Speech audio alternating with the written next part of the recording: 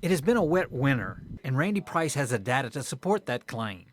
Price has helped install weather stations across Louisiana that provide real-time data for every region in the state.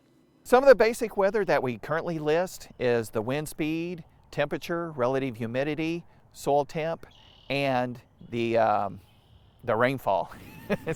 And rainfall might be one of the more important ones because that's one of the ones that people like to know whenever there's a big storm. The data gathered by the weather stations are certified and are shared with the National Weather Service.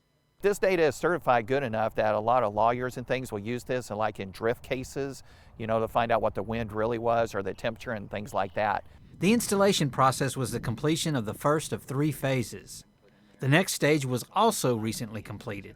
The second phase was to get the basic weather station data on a public website. So we just completed that, and you can go to the website that we have on the LSU AgCenter.com, and you can look that up and see that.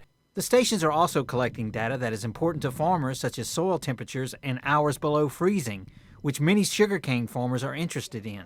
We take a lot of data and do some calculations for farmers, which is like ET, growing degree day, chill hours, things like that are important to Louisiana farmers. All the stations can confirm one thing, that Louisiana has had a rash of wet days. With the LSU AgCenter, this is Craig Gautreaux reporting.